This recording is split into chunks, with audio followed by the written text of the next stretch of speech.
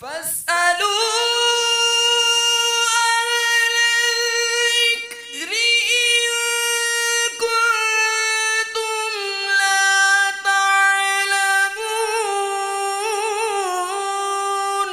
تو اے لوگو علم والوں سے پوچھو اگر تمہیں علم نہ ہو۔ صلوا علی الحبیب صلی اللہ علی محمد صلی اللہ علیہ وسلم۔ الحمدللہ رب العالمین والصلاة والسلام علی سید الانبیاء والمرسلین، اما بعد فاعوذ باللہ من الشیطان الرجیم، بسم اللہ الرحمن الرحیم۔ نماز شروع کرنے سے پہلے سب سے پہلے کیا چیز آتی ہے؟ طہارت، کہ انسان کا بدن، لباس اور جس جگہ پر وہ نماز پڑھ رہا ہے وہ جگہ پاک ہونی چاہیے، یہ طہارت ہے۔ طہارت چونکہ مسلمان ازلی ہے تو پاک ہی ہے، جب مسلمان ہو جاتا ہے تو وہ پاک ہے۔ کچھ چیزیں ایسی ہیں جو اس کو، اس کے جسم کو یا لباس کو کچھ دیر کے لیے ناپاک کر دیتی ہیں، اس کی طہارت کو ڈیمیج کر دیتی ہیں۔ وہ کیا چیزیں ہیں جو وقتی طور پر ہمارے جسم کو ناپاک کرتی ہیں، ہم ان کے بارے میں سب سے پہلے سنیں گے، کیونکہ طہارت جو ہے یہ سب سے پہلی چیز ہے۔ باقی ساری چیزیں مکمل ہوں اور ہم نماز شروع کر دیں، ہمارے کپڑے یا جسم وہ جگہ ناپاک ہو تو ہماری نماز ہی سرے سے نہیں ہوگی۔ تو اس لیے ہم پہلے ان کا سنیں گے، پھر اس سے پاکی حاصل کرنے کا طریقہ سنیں گے۔ پہلے وہ چیزیں سنتے ہیں کہ کن سے وہ جسم ناپاک ہو سکتا ہے۔ سب سے پہلے ہے نجاستوں کا بیان۔ نجاست کیا ہے جی؟ نجاست دو قسم کی ہوتی ہے، ایک ہے غلیظہ اور ایک ہے خفیفہ۔ میرے ساتھ دہراتے رہیں تاکہ ہمیں یاد بھی رہے۔ نجاست کتنی قسم کی ہے؟ دو، ایک ہے غلیظہ اور ایک ہے خفیفہ۔ یہ چونکہ شریعت کی کچھ ٹرمز ہیں، کچھ مشکل ہوتی ہیں، تو میرے ساتھ دہرائیں گے تو آپ کو بھی یاد رہیں گی انشاءاللہ۔ اگر اس میں جو باتیں میں بیان کروں کچھ بات آپ کو مشکل لگے، سمجھ میں نہ آئے آپ کو یا سوشل میڈیا کے ناظرین کو، تو آپ مجھ سے بعد میں کانٹیکٹ کر سکتے ہیں۔ آپ لوگ تو مجھ سے پرسنلی مل سکتے ہیں، اور سوشل میڈیا والے نمبر پر کانٹیکٹ، یہاں پر کوئی نہ کوئی نمبر چلے گا تو اس نمبر کے ذریعے سوال کر کے پوچھ سکتے ہیں۔ غلیظہ کیا ہے؟ 13 چیزیں ایسی ہیں جو نجاست کو، جو نجاست غلیظہ کے حکم میں آتی ہیں۔ یہ مین 13 چیزیں ہیں، ان کی بقیہ جتنی بھی چیزیں آئیں گی وہ ان میں سے کسی نہ کسی ایک کے حکم میں آئیں گی۔ اصل یہ 13 چیزیں ہیں جو میں ابھی آپ کے سامنے بیان کروں گا۔ وہ کیا ہیں جی 13 چیزیں؟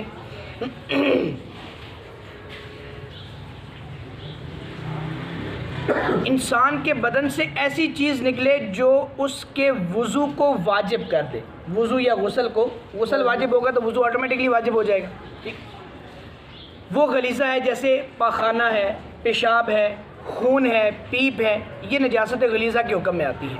اسی طرح عورتوں کے جو مخصوص ایام کا جو خون ہوتا ہے وہ بھی اسی کے حکم میں آئے گا۔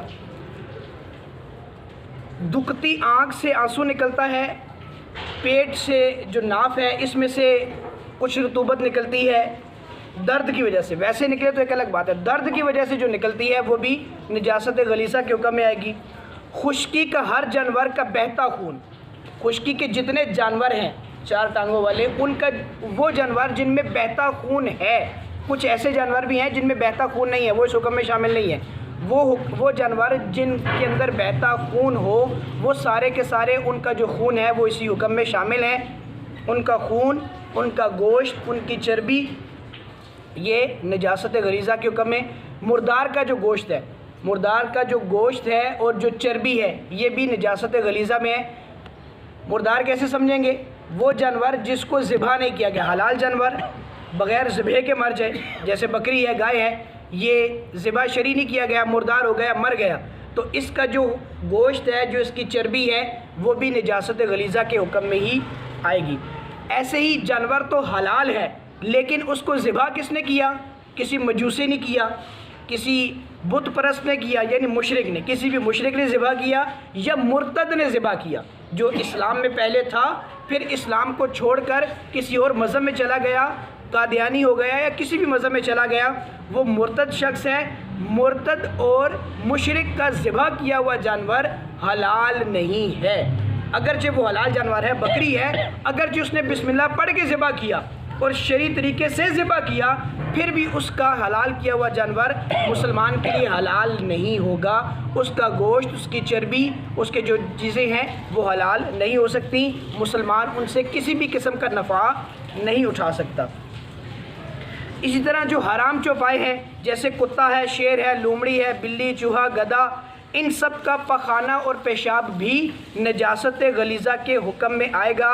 اور حلال جانور چوپائے کا پخانہ ہو گیا، پیشاب ہو گیا، گائے بھینس، ان کی جو مینگنی وغیرہ، بکری کی مینگنی ہے، یہ نجاست غلیظہ کے حکم میں آئیں گے جو حلال جانور ہیں ان کے بھی. ایسے ہی مرغی یا بطخ اگرچہ چھوٹی ہوں، ان کا بھی جو کم اڑنے والے پرندے ہیں، یہ مثال دی گئی ہے، اس کے علاوہ اور جو بھی کم اڑنے والے پرندے ہیں ان کی بیٹ بھی نجاست غلیظہ کے حکم میں ہے. ایسے ہی ہر وہ چیز جو نشہ لاتی ہے جیسے شراب ہے یا تاڑی ہے یا یہ جو ہماری دیسی ہمارے ہاں شرابیں استعمال ہوتی ہیں، کوئی بھی کسی بھی قسم کی چیز جو نشہ آور ہو وہ بھی نجاست غلیظہ کے حکم میں ہی آتی ہے. ایسا جنگلی سانپ جس کے گوشت میں خون بہتا ہے، ہر سانپ میں بہتا خون نہیں ہوتا، لیکن وہ سانپ اور مینڈک جن میں بہتا خون ہو یہ جنگلی ہوتے ہیں، جنگل میں رہتے ہیں. ہمارے ہاں جو شہروں میں رہتے ہیں مینڈک یا سانپ، ان میں بہتا خون نہیں ہوتا. تو جس سانپ میں بہتا خون ہوگا اس سانپ کا جو جلد وغیرہ ہے وہ بھی نجاست غلیظہ کے حکم میں آئے گی. اسی طرح چھپکلی یا گرگٹ، کیونکہ چھپکلیاں عموماً ہمارے گھروں میں ہوتی ہیں اور اس کو بچوں کو مارنے کا بہت جو شوق بھی ہوتا ہے، تو یہ یاد رہے کہ اس کے جسم میں جو بہتا خون ہوتا ہے وہ بھی نجاست غلیظہ کے حکم میں ہے. اسی طرح بہت اہم مسئلہ، اس سے اکثر لوگ جو ہیں وہ غفلت کر جاتے ہیں کہ چھوٹے بچے کا سمجھتے ہیں کہ اس کا پیشاب یا اس کی الٹی یہ پاک ہے. جی چھوٹا بچہ دودھ پیتا ہے، کھانا تو نہیں کھاتا. بھائی دودھ پیتا ہے یا کھانا کھاتا ہے، جو بھی کرتا ہے، اس پہلے دن کا 1 گھنٹے کا بھی اگر بچہ ہے تو اس نے بھی جو دودھ پیا اور پینے کے بعد معدے میں چلا گیا اور معدے میں جانے کے بعد واپس اس کو الٹی ہوئی، وہ الٹی بھی ناپاک ہے. اگر پہلے 1 گھنٹے کا بچہ ہے اور اس نے پیشاب کیا تو اس کا پیشاب بھی نجاست غلیظہ کے حکم میں ہی آئے گا، ناپاک ہوگا. کپڑے پر، بدن پر لگے گا تو کپڑا بدن جو ہے وہ ناپاک کر دے گا. نجاست غلیظہ کا اب حکم کیا ہے؟ ٹھیک ہے، حکم بھی سماعت فرما لیجئے، اس کو غور سے سماعت کریں. یہ چیزیں تو آپ نے سن لی کہ نجاست غلیظہ ہیں کیا. اب اس کا حکم کیا ہے؟ یہ بدن یا کپڑے پر لگے اور 1 درہم سے زیادہ لگے. ٹھیک ہے، اگر تو وزن والی چیز ہے جیسے پاخانہ ہے تو اس کے وزن کا اعتبار ہوگا وہ 3 ماشے اور کچھ 4 ماشے اور 300 گرام، یعنی تقریباً 4.25 ماشے. ٹھیک ہے، 4.25 گرام سمجھ لیں، ماشے کو بھی چھوڑ دیں، 4.25 گرام. ٹھیک ہے، 4.25 گرام کی مقدار کا اگر کپڑے پر لگ گیا پاخانہ جو وزن والی شے ہے، ایسی غلاظت جس میں وزن ہو، تو اس کے وزن کا اعتبار کیا جائے گا. 4.25 گرام اگر وہ بدن پر لگ گیا، کپڑے پر لگ گیا تو کپڑے کو ناپاک کر دے گا. اس سے زیادہ لگا، 4.25 گرام سے زیادہ لگا تو اس کا چھڑانا فرض ہے. 4.25 گرام جتنا لگا تو چھڑانا واجب ہے، اور اگر اس سے کم لگا تو پھر سنت ہے. ٹھیک ہے، یہ حکم یاد رہنا چاہیے. اسی طریقے سے اگر وہ پتلی چیز ہے، پیشاب وغیرہ ہے، جو پانی والا لیکوڈ چیز ہے، جو نجاست ہے وہ لیکوڈ ہے، تو اس کا حکم یہ ہے کہ اس کی مقدار 1 درہم کے برابر ہوگی. درہم کسے کہتے ہیں؟ ہتھیلی کو بالکل سیدھا پلین کر دیا جائے، پھر اس کے اوپر ہلکے ہلکے سے پانی ڈالیں تو جتنا پانی اس کے دائرے میں کھڑا ہو گیا، باقی بہنے لگ گیا، تو جتنا کھڑا ہو گیا، جتنی اس کی لمبائی چوڑائی گولائی اس کی بنے گی، اتنا 1 درہم کی مقدار ہے.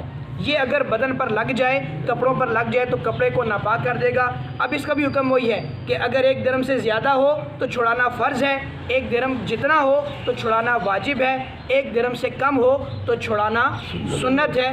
اگر فرض کے ساتھ یعنی فرض مقدار جتنی نجاست لگی، نماز پڑھی، نماز نہیں ہوگی. واجب مقدار جتنی لگی نجاست جسم پر یا کپڑوں پر، نماز پڑھی تو نماز کو لوٹانا واجب ہوگا. اور اگر واجب سے کم سنت کے درجے پر آئی تو پھر اس کے ساتھ پڑھ لی تو نماز مکروہ تنزیہی ہوگی، کہ ناپسندیدہ نماز ہے، کہ اس طرح کی حالت میں بھی نماز نہیں پڑھنی چاہیے. یہ نجاست غلیظہ ہے. کل انشاءاللہ ہم نجاست خفیفہ کو بھی سنیں گے. اس کو یاد رکھیے گا، اور اگر اس میں کوئی بات سمجھ میں نہ آئے تو آپ پوچھ سکتے ہیں۔ اللہ مجھے اور آپ کو ان باتوں پر عمل کی توفیق عطا فرمائے۔